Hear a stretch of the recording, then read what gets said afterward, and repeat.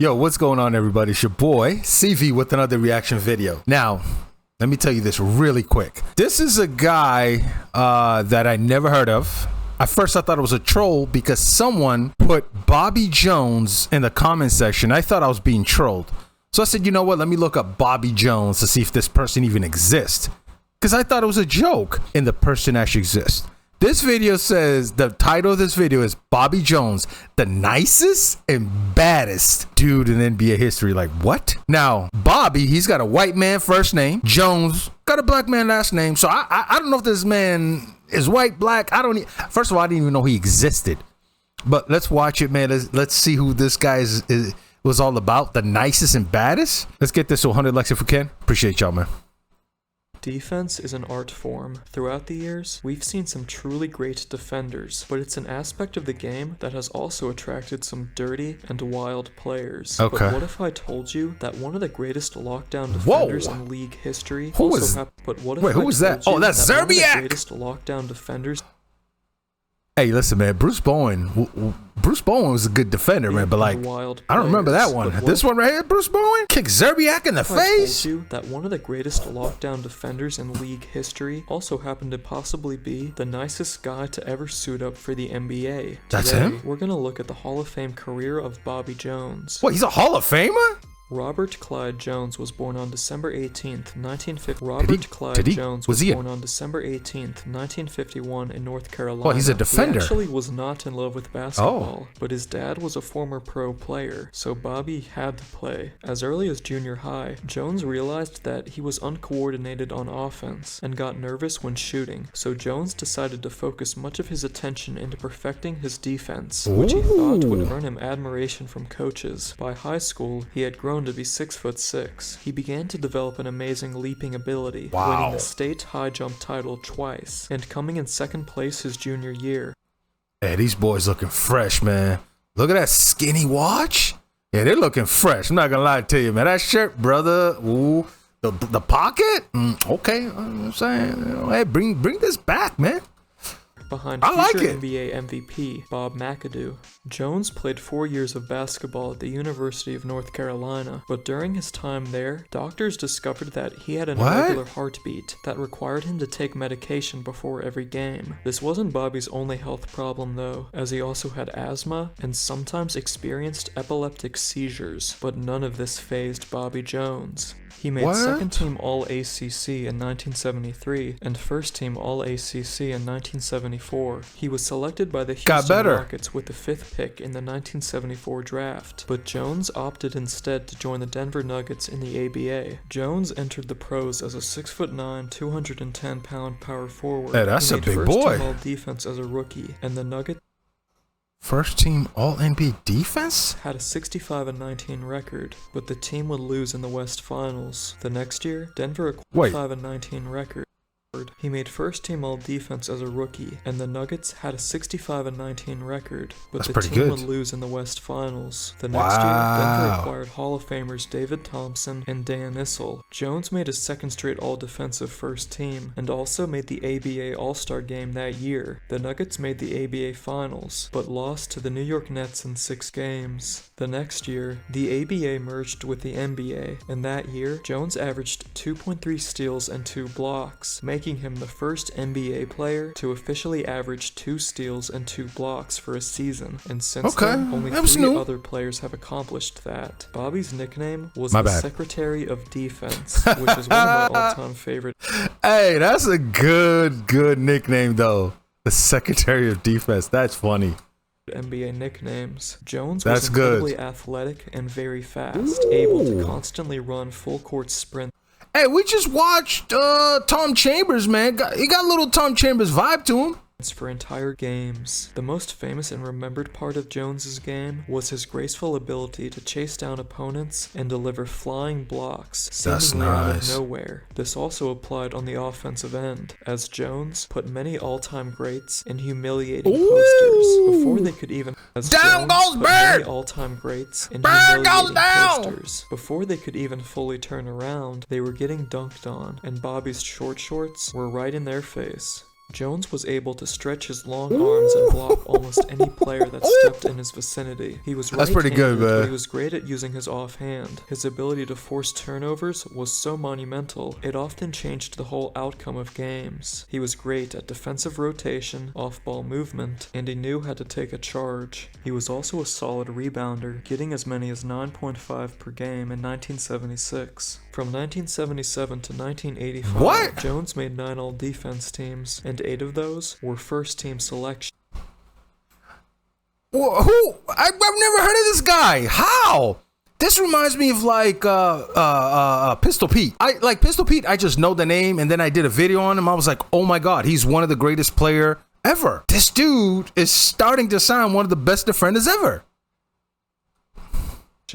After the Nuggets fell short in the 1978 West Finals, Bobby Jones was traded in the offseason to the Philadelphia 76ers. The Sixers had just been to the finals and had a strong front court with Julius Erving, Daryl Dawkins, and Caldwell Jones. Bobby had started most of his games on the Nuggets, but Sixers coach Billy Cunningham wanted to utilize him as the team's 6th man. Now, we've seen many players devastated or throw fits when they get demoted from a starter to a bench player. But Bobby agreed to his coach's decision very openly and quickly. This is what makes Bobby Jones really unique. He had hustle similar to guys like Dennis Rodman and Dave Cowens, but Jones was a quiet, humble, and unassuming star. He didn't care about getting recognition or praise. The only thing that mattered to him was winning. Yet, he never dragged any of his teammates down or got really upset after a loss. Jones was a man who did not like to drink, smoke, or use bad language. He was a positive person. Me neither, Jones. Credited much of his success to God. He was respected and admired by everyone in the league. In 1977, a computer-generated ranking was held, and Jones was named the NBA's most consistent and productive player. Jones requested there be no alcohol at the awards ceremony, and when he stood on the podium, he said, "I'm definitely against whiskey, and I just felt God gave me this money not to keep, but to use." Jones would give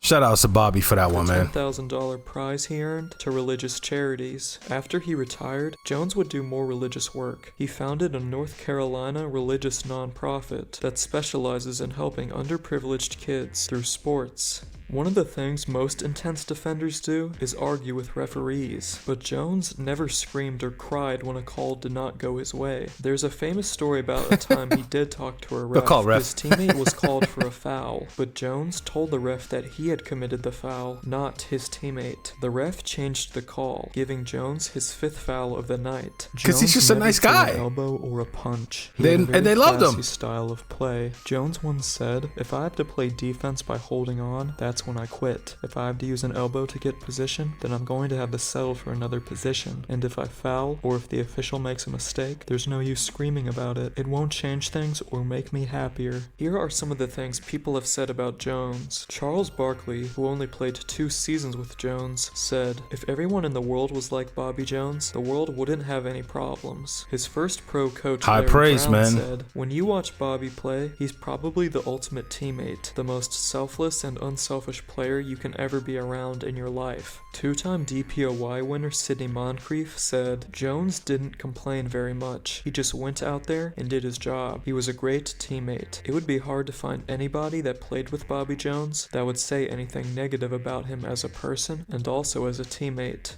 On the Sixers, Jones was able to observe the opposing players from the bench. He studied the quirks of each player, and then he would come into a game and exploit that. Now, with all this talk about defense, don't think Bobby was a bad offensive player, because he wasn't. On the Nuggets, he averaged just short of 15 points. That's pretty good. On the Sixers, but he was incredibly efficient. In his 2 seasons with the ABA, Jones led the league in field goal percentage. Those 2 seasons also earned him the highest career field goal percentage for an ABA player. In 1978, he led the NBA in field goal percentage with 57.8%. As of this video, he has the 10th highest career field goal percentage for a retired NBA player.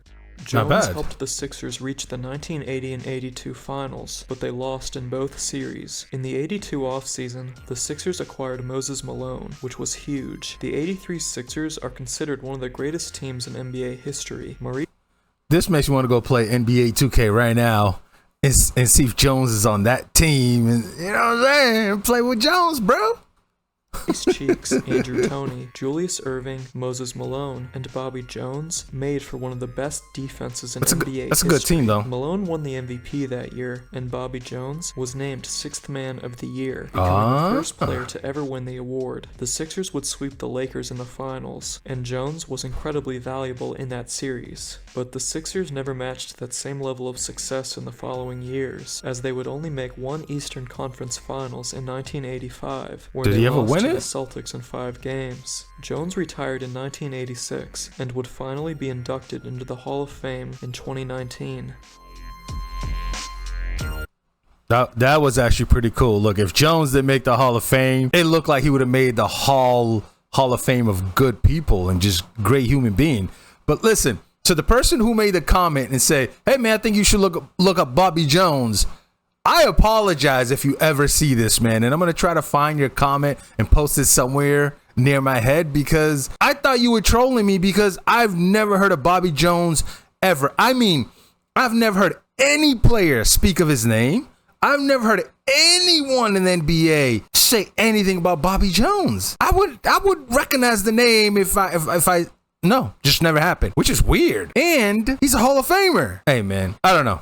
I'm just looking at Jones's number right now, man. It's Bobby Jones, Clyde Jones. That's pretty cool. Hall of Famer, 5-time All-Star, 1983 NBA champ, 11 All-Defense, 74 in 1975 All-Rookie, 75 to 76 All-NBA, 1982 to 83 won the 6th Man Award. Wow, that's a good career. Like, what the fudge? He played 12 years, averaged 12 points, 6 rebounds, and 2 steals. Shot 56% from the field, 76 from the free throw. Man, okay, I've never heard of this guy, man. That's the Secretary of Defense. That's a good career, man.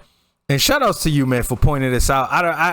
Like I said, hopefully I can find your comment and just put it out there and give you shout outs, bro, because yeah.